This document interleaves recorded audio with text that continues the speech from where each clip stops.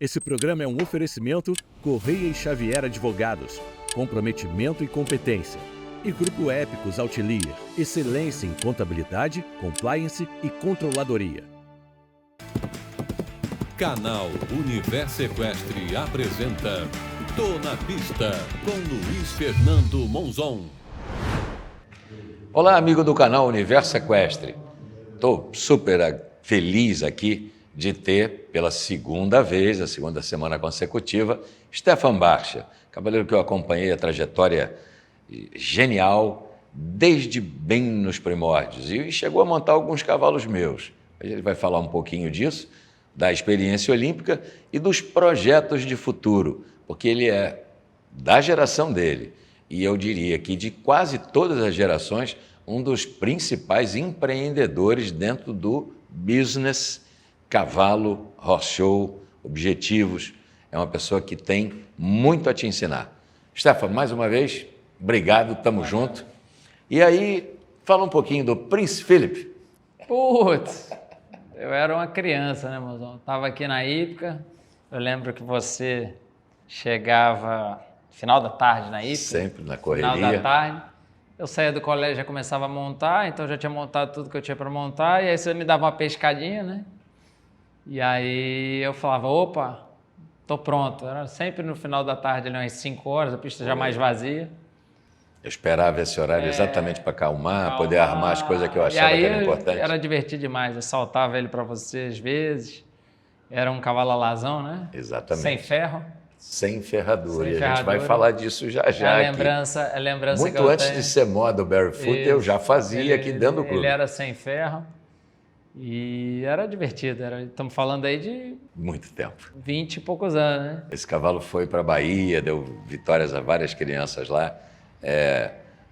Muito a minha filosofia, fazer cavalos que sirvam para várias pessoas, para vários perfis, vamos chamar assim. Bem adestrado, bem adestrado. Suave, parava na voz, parava no assovio. Era Todos divertido. os meus fazem isso. Era divertido. Bacana. E aí, vamos lá. Preparação para chegar em Paris. Passou o PAN, né? Pós-PAN, eu lembro que sempre eu já tinha tido várias boas conquistas, mas eu brincava que se eu fosse medalhista no PAN, eu ia fazer uma super festa. Uhum. Só que aí o negócio não é assim. Não. Você vê o nível e, pelo menos para mim, o tamanho da conquista. Eu lembro que eu só queria ficar com a minha família, na minha casa. Eu lembro que eu peguei o voo na mesma noite, desembarquei na minha casa, fiz um churrasco sozinho em casa, pensando toda essa trajetória. Depois juntei alguns amigos outro dia, e aí no dia seguinte já estava em outro concurso. E aí nesse concurso eu me toquei que o mundo seguia e que eu já tinha que me programar Paris, porque afinal o Pan-Americano acabou dia 5, 6 de novembro e a Olimpíada acabaria no 5 de agosto. Certo. Então a gente está falando aí de poucos meses entre acabar a realização de um grande sonho e começar um outro sonho, né?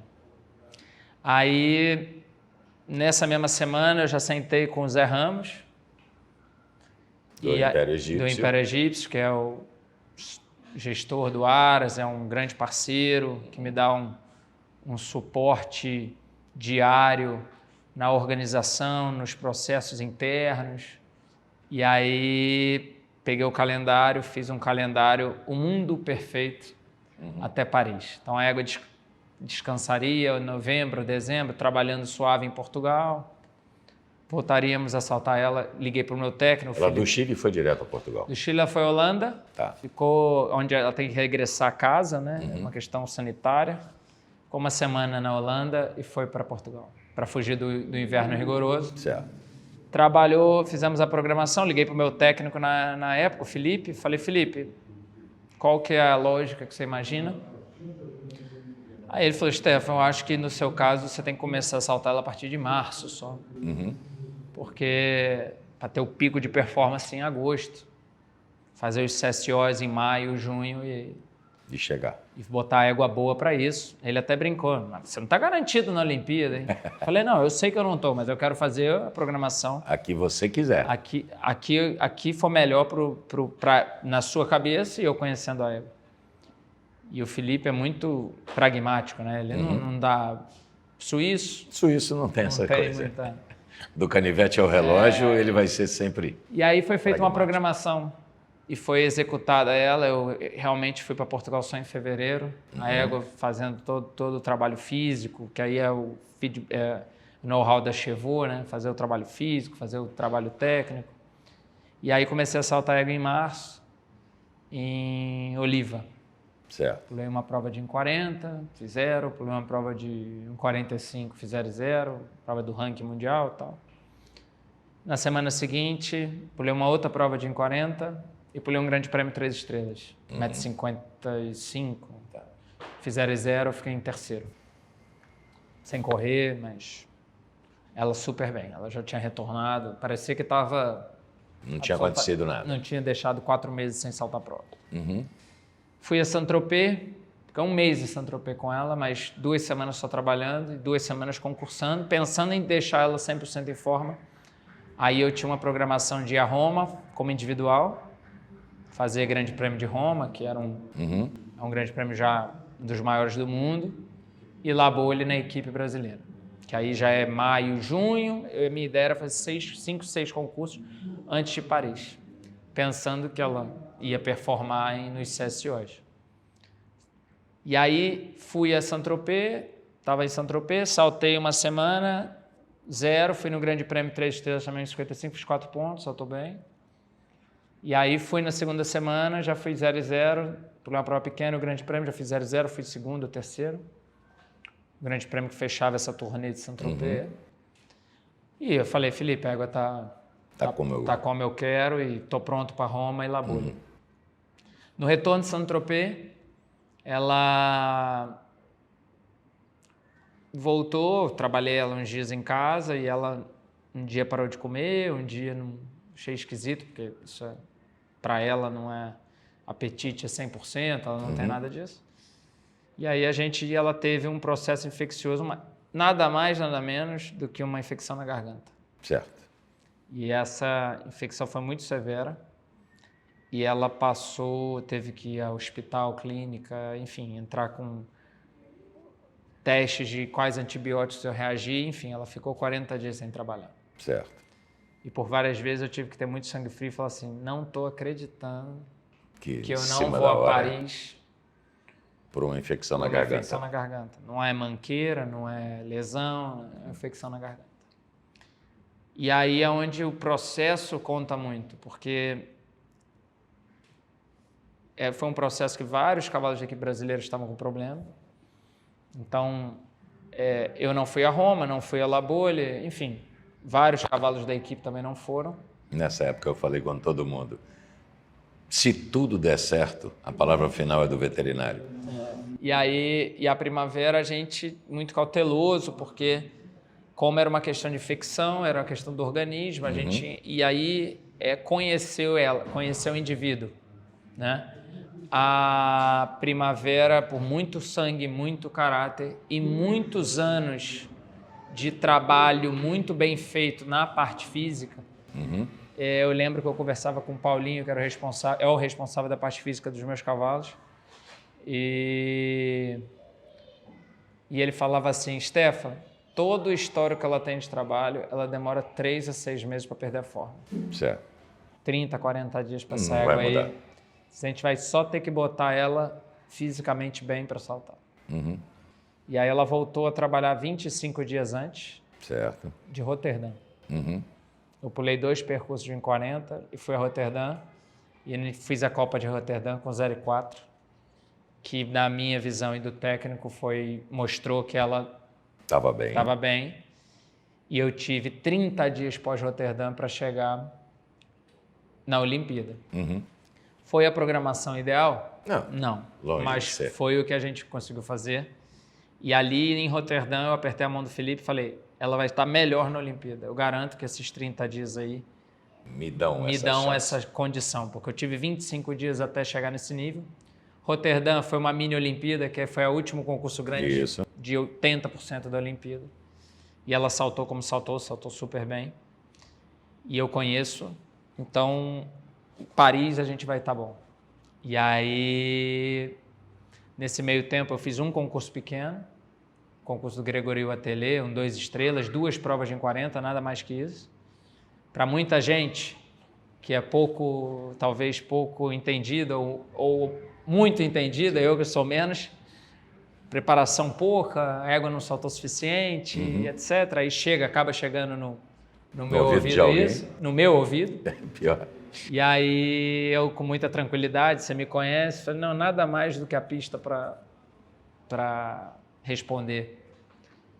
E aí foi a Olimpíada que a gente tivemos a infelicidade na parte da equipe, eu saltei o primeiro dia ainda, uma tensão diferente, porque eu sabia que tinha um problema do Pedro, foi um problema que eu já tinha passado, então eu falei, ainda não tinham tomado a decisão. Eu entrei na pista, eu aqueci a Primavera, eu lembro que eu estava aquecendo ela no paddock, olhava para o lado, esperando que vinha alguém para falar para eu... Ou não vai, ou deu tudo certo. Eu saltei, foi uma concentração diferente. Claro. E aí a gente está falando de Jogos Olímpicos, né? Só quem já foi sabe o que é aquilo ali. É um absurdo como evento, tem que ir muito bem preparado mesmo, porque... É muito mais a parte mental do que propriamente a dificuldade da pista. Ou você acha que a pista foi a maior que você já viu? A pista da final olímpica, sim, eu nunca vi nada igual. Dessa de Paris, eu já fui à Olimpíada do Rio, já vi, enfim... o último percurso de Paris eu nunca vi nada igual. Nunca vi, não é que eu nunca tinha saltado, eu nunca tinha visto. Eu já fui a vários grandes eventos, saltando ou não saltando, igual aquilo ali eu nunca vi. Mas eu acho que a Olimpíada para Primavera foi um evento para Primavera e para mim, mas foi um evento de consolidação, de dizer, cara, aqui, ó, Pan-Americano, fomos os melhores da América, Olimpíada, quinto numa Olimpíada, onde a medalha, eu saí como um bronze, fiquei por um grande tempo como bronze. Eu falei isso na TV. Então, melhor conjunto da América de novo, os 4 à minha frente europeus. Então, foi um evento de consolidação, foi um evento que me fez evoluir tecnicamente e a Primavera também. Te falar, durante a transmissão eu disse, olha, o Stefan nesse momento é bronze. No momento que aconteceu o terceiro 0, eu falei, olha, ele acabou de igualar o resultado do general Eloy Menezes e do André Johan Peter, 4º melhor resultado do mundo, sendo que ele sozinho em 4º. O André ficou empatado com vários e o general Eloy, a condição de 4º lugar dele foi indo num desempate para a medalha e ele acabou ficando no 4º lugar. Histórias do hipismo brasileiro. Mas naquele último francês entrar ali, pelo tempo de tirar, então, foi uma coisa que eu falei, meu Deus do céu, 5º. Mas ainda era um super resultado. Eu não gosto de perder para o ímpar. Eu tenho uma característica que eu vou para qualquer lugar do mundo, eu olho para o lado. Isso. E eu não me vejo menor do que ninguém. Ok. Ainda bem que o Steve fez 0 antes. Senão seria terrível. Eu entrar... minha mulher me conhece, ela foi lá, estava na arquibancada, um calor danado, ela me deu um abraço depois, foi a primeira vez. Acabou a prova, eu não consegui encontrar ela. Ela me abraçou e a primeira coisa que a Roberta falou para mim foi assim, nossa, amor, parabéns, mas eu te conheço. E aí, assim, 4º é melhor que 5º? Mas se eu tô com a medalha... No terceiro, e cai naquela hora... E caio por uma medalha por meio segundo, ia me doer. Ia ser duro. O 5º lugar numa Olimpíada não me doeu. Acho que me deu mais fome. Como me conhecendo também, eu ia digerir essa dor e eu ia me dar mais fome, porque eu cheguei muito perto. E tem Los Angeles, tem, enfim, toda uma carreira aí. Mas... me fizeram essa pergunta lá Eu ainda estava em quarto, eu respondi dizendo que não é o pior lugar, porque foi falado isso, o pior lugar é o quarto lugar. A atleta tal falou, não é o pior. O pior eu acho que não. Pior é lá para trás. Óbvio, esse é o último. Então, eu acho que um percurso daquela exigência, que eu nunca vi nada parecido, tiveram 3 zeros, e então a medalha foi justa. Aquela aproximação do duplo, você mudaria alguma coisa? Então, ou foi do jeito que ela queria? Essa foi a primeira pergunta que me fizeram, acredita? Lá. E eu já vi esse vídeo várias vezes, em vários ângulos. Ela fez um toque, que a vara caiu a 2 lances depois. Isso aí é... Então, se você falar, você muda? Não. Não aquela mudaria, chegada dela. Aquela chegada. Estou falando de 3, 4, 5 centímetros, a diferença que é da situação. E aí eu dou um exemplo contrário, que é o próprio Steve, que para mim é um craque, o melhor que a gente tem no mundo. Gerdau. Steve Gerdau. O Steve fez uma escolha para passar aquele duplo. Se você ver o vídeo dele, ele monta para a falta o A. Isso. O A está tremendo até agora. Isso, confiando. A égua fez um toque muito forte no ar, podia ter caído. Exato, não caiu. Então, é uma frase que eu falo demais. A diferença do burro e do gênio é uma só. É se dá certo ou se dá errado. É por aí. Entendeu? Então, ele montou a falta porque ele sabia que se ele tivesse protegido o A, provavelmente ele pegaria a falta ao B. E ele montou a falta, é uma questão muito técnica, é uma outra explicação. É detalhe. É o detalhe do detalhe. Nesse nível, é o detalhe do detalhe. Gente, nós vamos agradecer mais uma vez aqueles que nos apoiam aqui no programa. Sem eles, você não ia poder estar assistindo isso e aprendendo e bebendo essa informação do nosso amigo. A gente volta já já. Vamos ver um dos nossos apoiadores.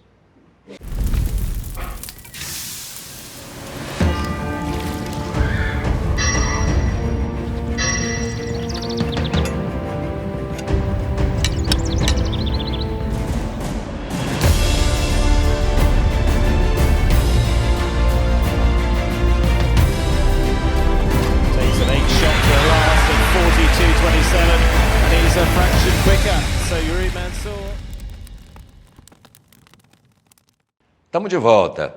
Obrigado aí ao Aras Rosa Mística, um dos que nos apoia aqui no programa. E, Stefan, passou a Olimpíada, 5º melhor do mundo, você vem ao Brasil quase que imediatamente, participa de outros concursos com animais que estão aqui. Como é que você consegue manter esses cavalos em grande performance? Uma hora você está na Europa, uma hora você está aqui. Tem uma estrutura, tem uma equipe. Qual é o segredo disso aí? É o Chevaux, é o Império Egípcio, é tudo junto? Na realidade, assim, né? Ninguém faz nada sozinho. Então, se eu quero ter volume e conseguir ser um cavaleiro que apoie o esporte interno, é importante que a maior maneira de eu apoiar o esporte interno, que é onde a gente precisa evoluir como país, como ecossistema, como, enfim, o esporte como um todo, é estar aqui. Sim, vir e trazer informação. Trazer informação, competir, dar o meu melhor aqui. Então, assim, a Chevaux é o meu meio de vida. É um serviço que eu presto, que nós prestamos para os clientes que querem estar junto, que querem evoluir, enfim, respeitando a todos, mas a gente tenta fazer algo diferenciado, trazendo muito da minha experiência de anos de Europa e, atualmente, estando lá também. O Aras Império Egípcio é um grande apoiador que eu tenho, que me dá todo o suporte na Europa. Então, hoje eu tenho cavalo de competição, organização, cavaleiro, a mesma coisa que eu tenho aqui na Chevaux, Brasil. Você consegue ter lá. Eu consigo ter lá. Então, quando eu estou aqui, a roda funciona lá, a máquina roda lá, e quando eu estou lá, a máquina aqui. Então, mas lá vocês têm uma base, uma cocheira, uma cocheira, pista de treino, isso, caminhão. Não, estrutura total. Total. Na realidade, a gente tem um arrendamento dentro de um pavilhão, dentro da Milestone Farm, que é a cocheira de um comerciante importante, o Carlos Pinto, português, que, assim, estrutura de primeiro mundo, picadeiro, pista, raia, enfim, tudo. E aí dentro de lá a gente tem a nossa própria organização, que aí é o Império Egípcio. E no Brasil a gente tem as duas estruturas em São Paulo e Brasília, e são estruturas largas para cavalos de clientes e os meus próprios cavalos de competição, que o grande investidor é muito... Eu quero dar esse relato como exemplo dos cavalos que eu tenho em competição no Brasil. As pessoas acham que eu tenho vários apoiadores e que patrocinadores e tal. Um cavalo só não é meu. Certo. A gente no Brasil, e que seja muito fato isso, a gente não tem uma cultura de investidores. Não são vários cavaleiros que têm o privilégio de ter, como eu tenho na Europa, ou um investidor aqui no Brasil, para fazer... A gente conta em uma mão aí no máximo. Com certeza. Então eu cheguei a uma conclusão também, como Chevaux e como Robustez, de que se eu não investisse no meu próprio esporte interno, eu ia ter o meu trabalho, o meu esporte de alto nível na Europa, mas quando eu viesse aqui eu era melhor, não ia rodar. Então hoje só um cavalo que eu tenho em alta competição no Brasil não é da Chevaux. É uma situação que eu penso muito, e aí agora nesse momento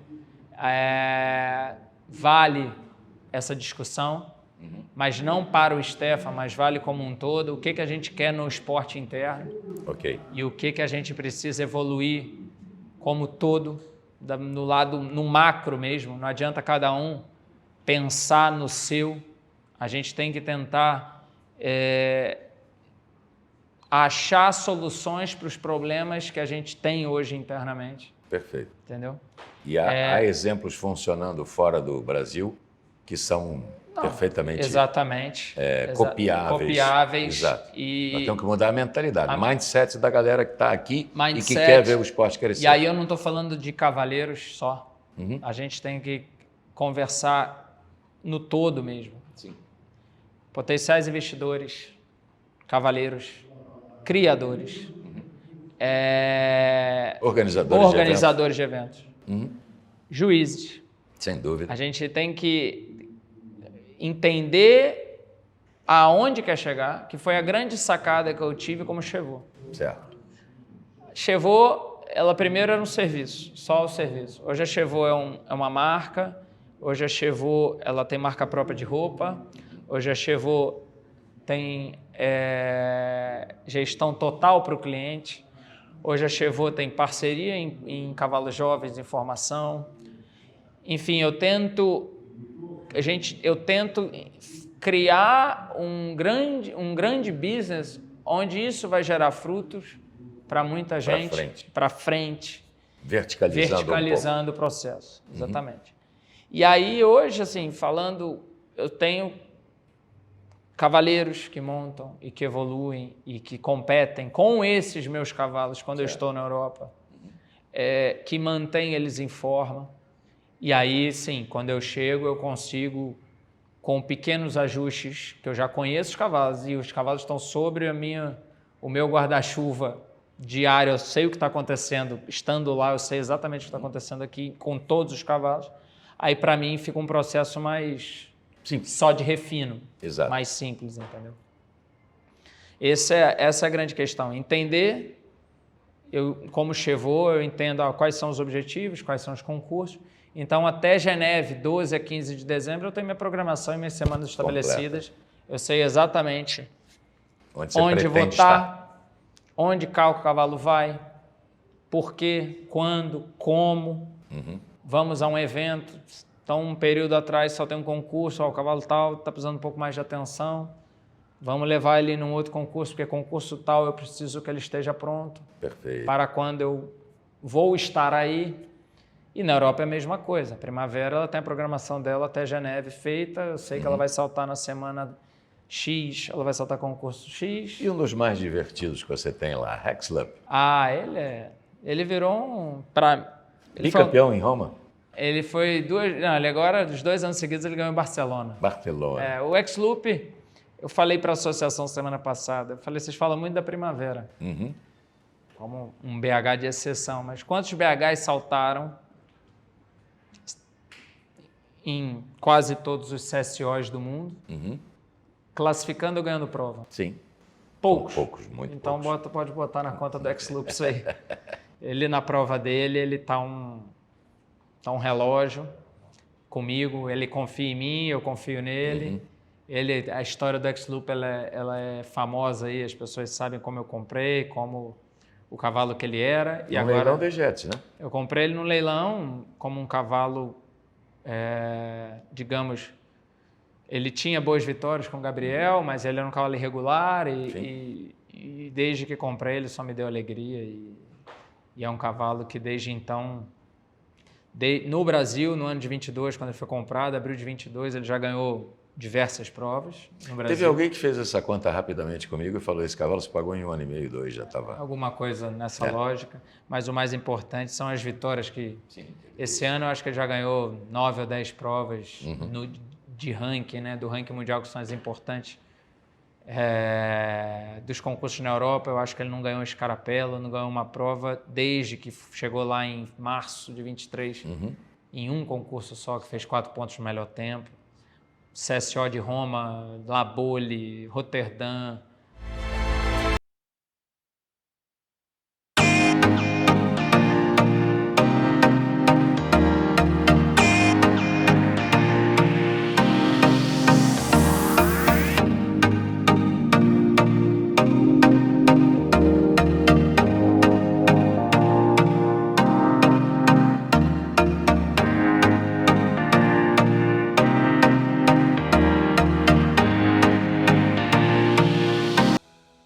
E mesmo fazendo esse pinga-pinga Europa, Brasil, você está conseguindo subir bastante rápido até no ranking internacional, da Federação Equestre Internacional.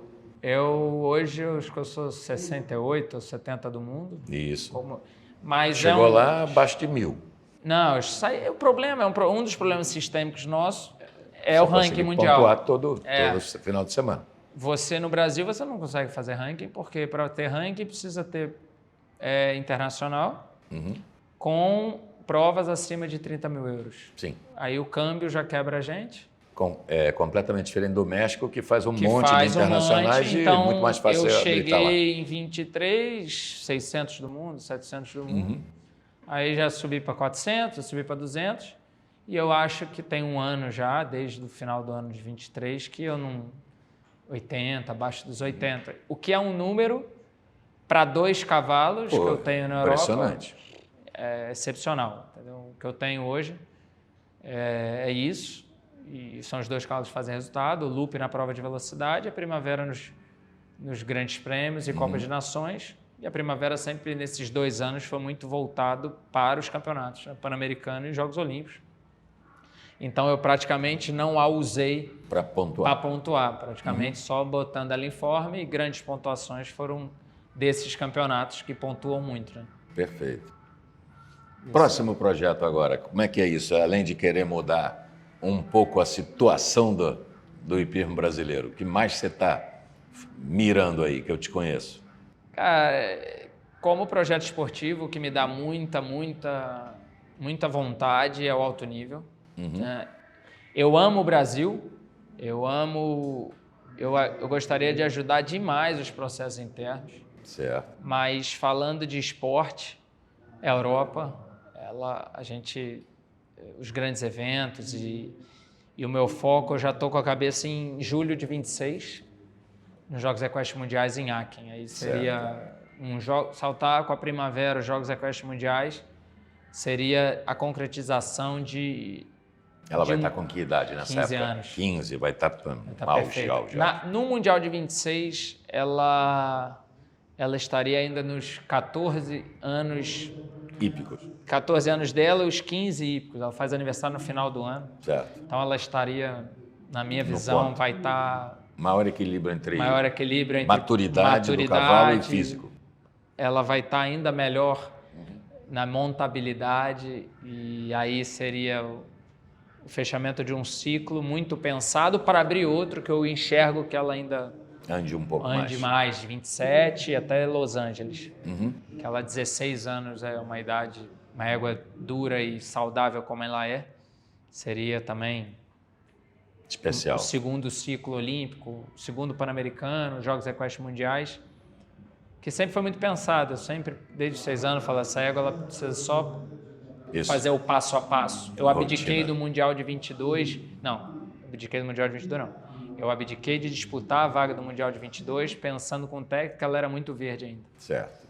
E foquei no Pan-Americano e pensando no Mundial de 26. Então, Mundial de 26, tenho projetos e ambições já de entendimento que esses cavalos estão muito caros, então eu preciso formar esses cavalos para 32, para, sim, enfim, outros... Os próximos ciclos. Os próximos ciclos, isso eu já faço. São situações que, às vezes, as pessoas... Eu escuto muito hoje em dia, acho que o boom do meu sucesso na Olimpíada, saindo do Brasil 2 anos antes, 1 ano e meio antes, né? Gerou na turma interna, e eu acho isso muito bom, o entendimento de que é possível, mas eu questionei um desses caras que são próximos e falei, não, beleza, posso até, mas deixa eu só te fazer uma pergunta. E eu acho que é uma questão de pensar mesmo. Certo. O cavalo para Los Angeles, cadê ele? Sim, já está em... Cadê? Que idade tem esse cavalo? Isso. Que idade tem? Aí eu falei, cara, esse cavalo tem 7, 8 anos. Cara. Sim. Talvez 9. Talvez até 10. Mas você tem que começar agora, senão você não chega lá. Mas esse cavalo está aqui. Cadê esses 7, 8 anos que está rodando aí, ou 9? Então a gente não adianta ir por 5 anos achando que Los Angeles não chega, não tem possibilidade. É uma questão muito mais longeva aí de construção. Então, assim, não vamos pensar no resultado final, vamos pensar o que precisa ser feito do hoje, do dia 1 até lá. E que até lá tem Mundial em 26, Pan-Americano 27, Olimpíada 28. Então, assim, é muito mais entender e seguir o que eu estou fazendo, tentar buscar mais apoiadores, mais investidores. Graças a Deus eu consigo ir junto. Não é com o meu suor, o trabalho que eu tenho na Chevaux, eu converso com investidores, eu posso conversar e posso falar, em qualquer esfera eu quero estar junto. Perfeito. Essa é a grande questão. Hoje eu tenho tamanho para isso, tenho condição de conversar nisso, mas foi uma coisa construída, né? Há muitos anos. Então eu acho que é o caminho, é seguir fazer o que eu faço, melhorar os processos ainda mais, trabalhar mais duro para parar o que ainda eu vejo pode evoluir, seguir, saber que isso aí é cíclico e ter o equilíbrio que quando está ganhando não está tudo certo e quando está perdendo não está tudo errado. Como você bem disse, a diferença do burro para o gênio, se dá certo ou se dá errado. Basta isso. E às vezes pode ter sido por mera sorte, mas não importa. O tempo diz se o caminho está correto. Na realidade, a sorte... o fato é que sorte você dá uma vez. Isso, exatamente. Quando você tem uma carreira e uma história sólida, aí... Não dá para atribuir. E aí você me conheceu aqui muito novo. Ninguém treinou mais que eu.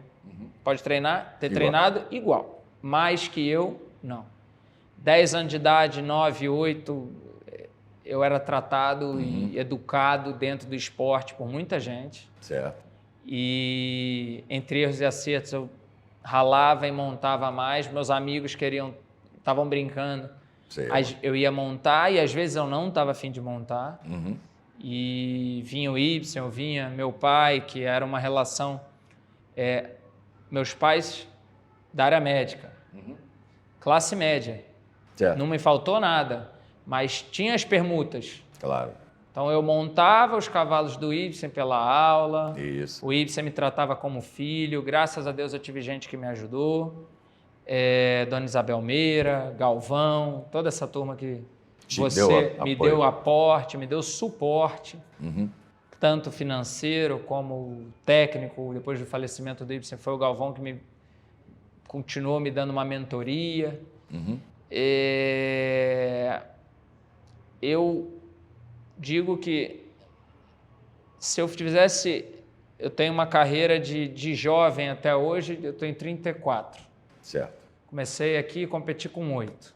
Então, em competição, há 26. Você nasceu em 90? Eu nasci em 89. Vou fazer aniversário no final do ano. Tá, eu também. É por isso que eu fiz a conta rápida. Semana que vem, meu aniversário, fazer 35. Eu só faço em 3 de novembro, 64. Sou 27 de outubro. Ok. Aí, há 26 anos, eu acho que eu sou bem sucedido. Na categoria de base, eu ganhei o que tinha que ganhar. Mirim, campeão brasileiro de Mirim, campeão brasileiro de Júnior, campeão brasileiro de Young Rider e campeão brasileiro de Sênior. Certo. Eu acho que para essas quatro, eu sei que o Paulo Sturt, a Camila Benedita, Mirim, Júnior e Sênior. Sim. Eu ainda fiz um Young Rider aqui, no meio do caminho, que nem havia na idade. Sênior. Brasileiro de Sênior, Sul-Americano de Sênior, pulei 2, ganhei 1 e fui vice com a Primavera em outro. 18 eu ganhei, 22 eu fui vice. Um Pan-Americano, 2 Olimpíadas, um 5º lugar. Me falta a medalhinha, mas ela vem. Vai chegar. Vai chegar. Então, no meu caso, não foi sorte. Não tenho que... Não foi sorte, eu trabalho até hoje mais e estou com a cabeça sempre... O que eu preciso fazer melhor? O que eu preciso fazer para atender o meu cliente melhor? O que eu preciso fazer para ter um investidor do meu lado, me apoiando, entendendo que ele está investindo, não é botar dinheiro a fundo perdido. Isso. E o que eu sei fazer, falo para os meus apoiadores, falo para os meus colaboradores. Ali dentro, você deixa comigo. Daqui para fora, vocês têm que eu conto com vocês. Isso é a frase que eu falo direto para os cavaleiros, tratadores, veterinários, ferrador, fisiatra e fisioterapeuta, enfim. Aqui para dentro, se eu errar a distância, pode falar que fui eu. Tá. Daqui para lá, eu preciso de vocês e preciso do comprometimento. Tá ruim, vamos conversar. Tá bom, vamos seguir. Não pode parar. Então, eu não acredito em sorte, acredito em trabalho, e aí a sorte acompanha quem trabalha um pouquinho mais. Galera, é isso aí. Deu para conhecer um bocado do nosso querido Stefan de Freitas Barcha. É um exemplo a seguir? Talvez. Se você acha que ele é dedicado demais ou fez do cavalo a sua única obsessão, vocês estão completamente enganados. Ele tem vida familiar, ele tem vários amigos, é uma pessoa querida no Brasil inteiro e lá fora. As pessoas já o conhecem, porque quando ele entra na pista, ele dá o recado dele e leva a bandeira do Brasil para o ponto mais alto. Stefan Barcha, obrigado. Obrigado, Monzon. Você falou aí uma parte... Prazeraço. Você falou aí uma parte importante, deu até um arrepio aqui. Família, né? Sim. Cara, eu sou um privilegiado. Falei da minha carreira, mas lá quando eu 26 anos, uma Olimpíada, Roberta grávida, eu fiz essa escolha e aí Deus me deu uma família, meus 3 filhos e é absolutamente o equilíbrio que me faltava dentro do todo. Né? Então, mais motivação. Mais motivação, tudo por eles. A Roberta, dentro dessa loucura que é a vida, minha vida, o Atlântico virou ponte aérea, né? Ela tem que ter muita paciência também, me dá muito apoio. Meus filhos me dão a gasolina que quando eu falo, putz, de novo... Vamos lá, é por eles. Então você mandou bem demais aí na fala e eles que dão esse respaldo e são o alicerce para... Esse espinafre extra do Popeye. Não, cara, exatamente. Minha gente, é isso aí. Esse é o Tô na Pista. Entre em contato conosco, avise aos amigos, use essa plataforma para divulgar o seu serviço, o seu trabalho e aquilo que você é apaixonado. Porque se você não fosse apaixonado por cavalo, você não estaria aqui nos vendo. Forte abraço a todos, até quinta que vem.